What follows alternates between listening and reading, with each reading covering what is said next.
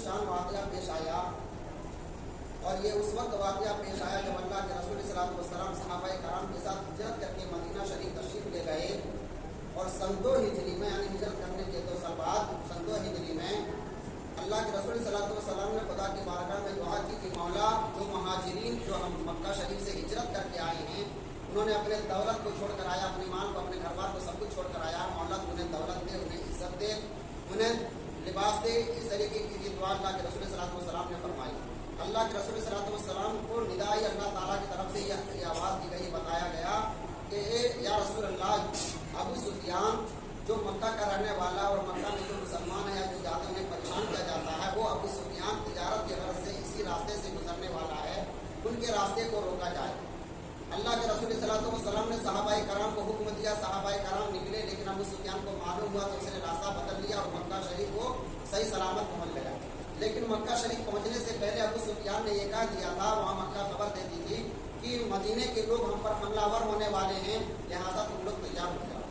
ادھر مدینہ کے لوگوں نے جب یہ سن لیا کہ ابو سفیان چلا گیا، اب لوگ خاموشی کے ساتھ اپنے اپنے گھر چلے گئے اور ان کے درمیان کوئی ہلچل نہیں تھی۔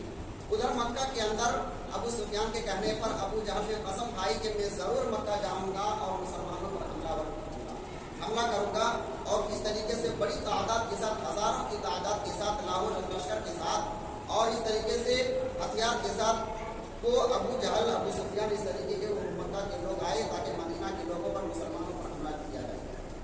ادھر مدینہ شریف میں جب مسلمانوں کو معلوم ہوا، اللہ کے رسول صلی اللہ علیہ وسلم نے صحابہ کرام کو جمع کر کے اکٹھا کر کے فرمایا، بتایا کہ وہ کافر ہم پر حملہ آور ہونے والے ہیں، آپ کیا کہتے ہو؟ مسلمانوں نے اللہ کے رسول صلی اللہ علیہ وسلم کے ساتھ دینے کا وعدہ کیا کہ یا رسول اللہ، ہم موسیٰ علیہ السلام کے خوف نہیں جو یہ کہہ دے کہ آپ اور اللہ آپ کا خدا سمجھے، ہم تو امت محمدیہ ہیں، ہم ہر موڑ پر ہم آپ کے ساتھ ہیں، ہمیں اگر آپ کہہ دیں تو ہم دریاؤں میں اپنے گھوڑے کو ڈال دیں، ہم ہر موڑ پر آپ کے ساتھ دینے کے لیے تیار ہیں۔ الغرض معاملہ یہ ہوتا ہے کہ کافر آ کر مقام بدر میں آ کر ٹھہر جاتے ہیں اور اس مقام کو وہ چنتے ہیں جو مقام ان کے حق میں بہتر تھا، اور ادھر مسلمان جاتے ہیں اور مسلمان بھی مقام بدر میں اس جگہ کو چنتے ہیں جو جگہ ان کے لیے ریتیلی تھی۔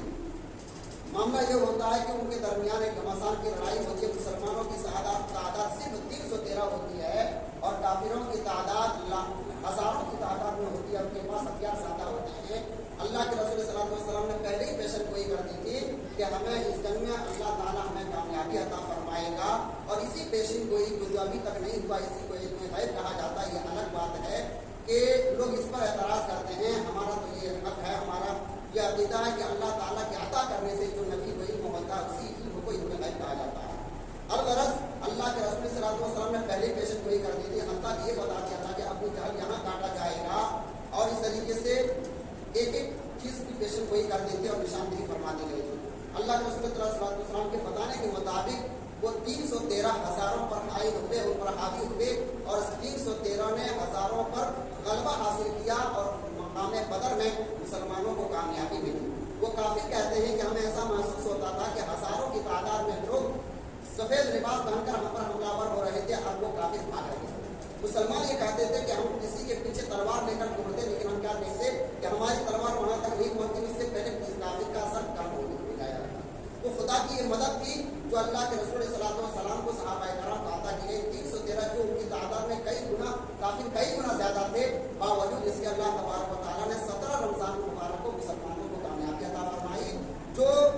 جتنے غزوات اور غزوات میں سبب سے اہم مقام رکھتا ہے، بلکہ الحدیث پاک ہے کہ جو مقام بدر میں، غزوہ بدر میں جو شامل ہوئے، اللہ کے رسول صلی اللہ علیہ وسلم نے جنت کی بشارت عطا فرمائی۔ خیر، یہ میں نے یہ بات اس لیے کہی کہ یہ 17 رمضان مبارک کے ہونے کے بعد آنے والا ہے، ایک اسلام کا ایک عظیم الشان واقعہ، ایک عظیم الشان تاریخ ہے، اسے ہمیں